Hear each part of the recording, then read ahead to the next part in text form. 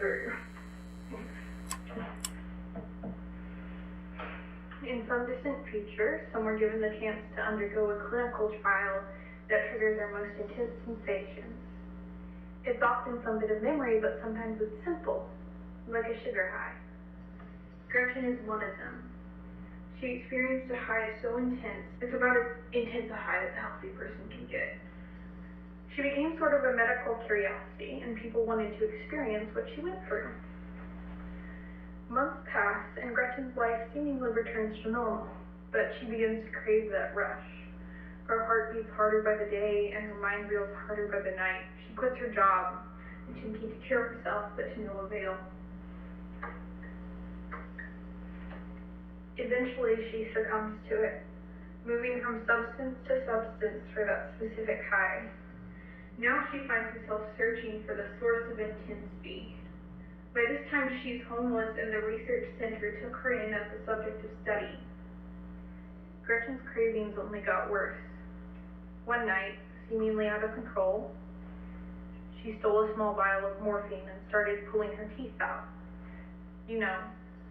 So the pain slowly kicks in.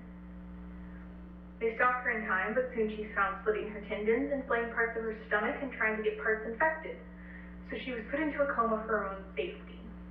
But late one night, a group of 4 were all sympathetic to her suffering and have been writing to her since she was taken in.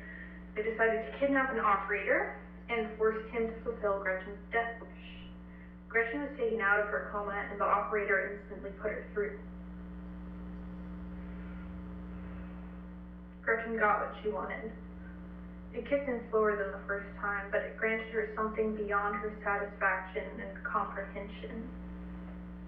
She found the source of such sensation, her first suckling of her mother's breast.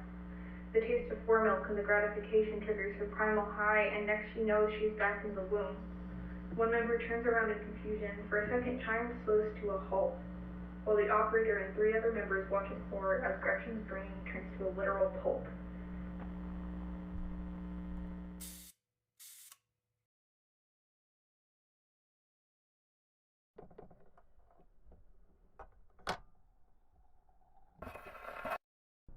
You know how teleportation is possible in theory? But the tunnel that bridges point A to point B is so minuscule that only quarks could pass through. Scientists are constantly searching for a material that could expand the tunnel, and guess what? They never do. Anyway, some company claimed that they discovered a different way to enlarge the tunnel and offer teleportation. They say that their machine breaks you down and sends you to the other side. But that's bullshit. What they actually did was make a copy of you and destroy the old one. Now, if a machine does this, a person would deteriorate through multiple travels. They solved this by recruiting people who were stuck in incubators. I think I've heard this story before. Oh. But probably told differently, and I forgot most of it anyways. But didn't the company reduce their brain power before putting them to work? Yeah, but in the same vein as the German minesweepers. The company didn't do any of that. They just kept their brain power and put them to work. I mean, it's messed up, but again, how often you lob a lobster's head off before you boil it? I mean, it's hard to notice or even care if it is invisible pain. And also, this is built around a rumor, so there's no way we could prove any of that. And this is just what circulates.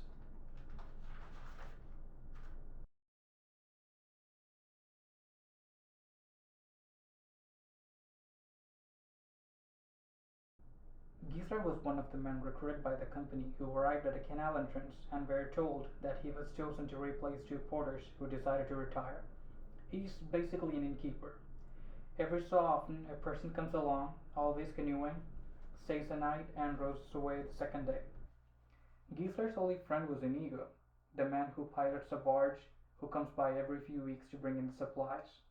It's hard to make friends with the boarders who are cold, pissed, and tired, and especially staying just for a night. One day, Geisler receives a notice that a man named Krug is coming to fill the quota of 2. Of course, Geisler is excited that a new person is coming. It's cure for his loneliness and the burden of the daily work of carrying the inn. There was no indication of when Krug was arriving, Giesler's only friend was Inigo, the man who pilots a barge who comes by every few weeks to bring in the supplies. It's hard to make friends with the boarders who are cold, pissed, and tired, and especially staying for just a night. One day, Giesler receives a notice that a man named Crooks is coming to fill in the quota of two. Of course, Giesler is excited that a new person is coming. It's a cure for his loneliness and the burden of the daily work of caring for the inn. There was no indication of when Crooks was arriving, but Giesler prepares everything to expect him. Few weeks pass and the barge arrives. The message he receives is very soon. Well, that's not too bad. A buddy's worth waiting for. Another few weeks pass, still no sign of Crooks, but a traveler comes rather later than usual at night, all wet and shriveling, with a gash on his forehead. It looks like he tipped his boat over. He forgot to sweep the sides for rocks and hit his head. An amateur. Second day morning, the man began to talk. He claimed that he has been in this inn before and taken care by the previous porter. By porter, you mean porters? Giesler asked. No, it was just one. He did everything. That's odd, Giesler states. I'm always told there should be two. I mean, there should be. This place takes more than one to take care for. He noticed a deep crack on the ceiling, of which Giesler has never noticed before. The man continues. But the previous guy told me a new person was coming to help him. That's going on now, Giesler said. I have a new guy that's supposed to come. Oh, what a coincidence. I guess stuff here is pretty stipulated. It's the cause of all my boredom, Giesler laments. It's pretty fucking awful. Deep down, Giesler was overjoyed by the fact that he had met a responsive guest. Of course, he wanted the man to stay, but still sent him away after another night of recovery.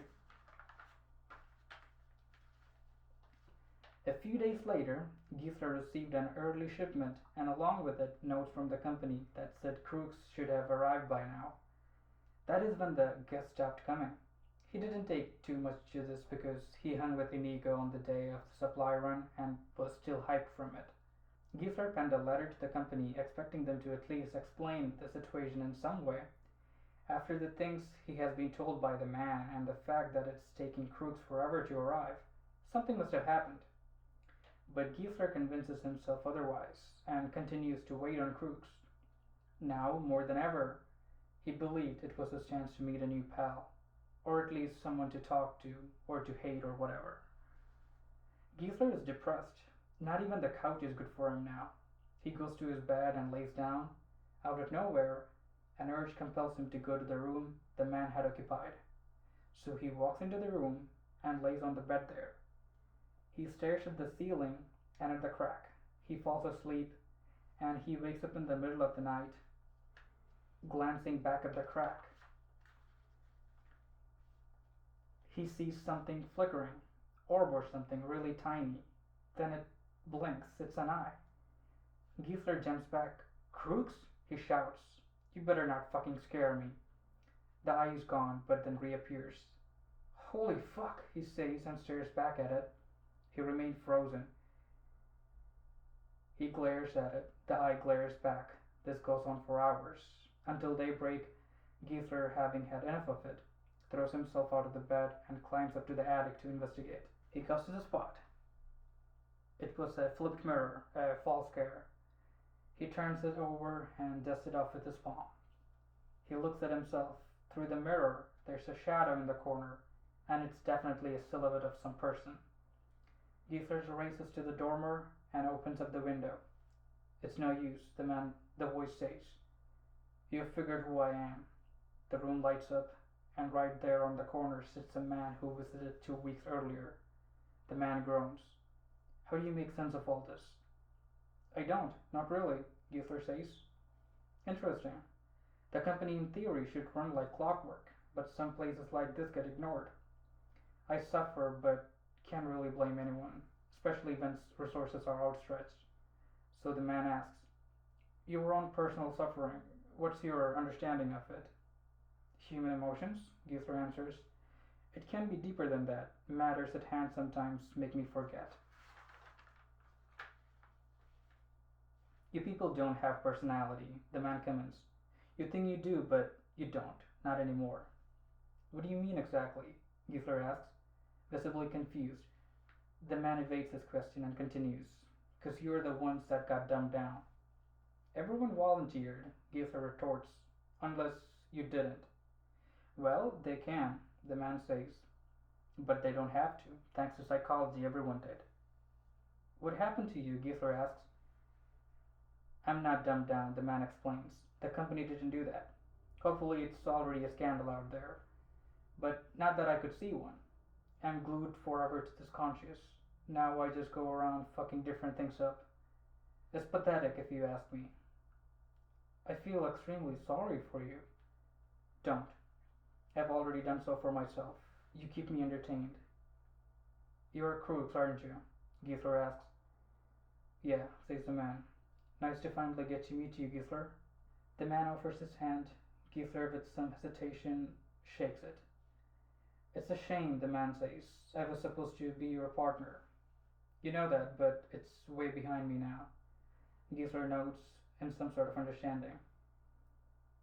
I could never settle down while being stuck here forever.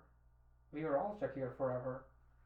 What I meant was stuck here with my senses all intact. I know what you're thinking. You do have the feeling, but only the feeling, not the reaction. What do you mean? Aren't you lonely and depressed? Yes. That's only the feeling, but you continue with your work even as the actual work stopped. The man gestures to the bedroom below. Real people with their senses intact would have had withdrawal and question reality. We aren't driven by commands. We are driven by situation and our own interpretation of it. The man sighs. You see, I'm condemned to roam this place. I go around messing things up till I get bored doing that. I'll become ever more insane and ever more sadistic. Who knows what I would be by then? It will be the end of time. I would be unrecognizable. There's a possibility the administrators will have you thrown out, Giesler says. They'll try. But then he retorts. But you only said that because I already haunted you. Giesler's taken aback, but he tries to laugh it off. The man stood up and paced to the center of the room. Giesler asks, Is that a pass for me to not fall victim to you? Sort of, yes. The man smiles. I would give you a visit sometime, and I would be merry with no grievance or ill wills. No grievances or ill wills. Giesler nods, and both bid farewell.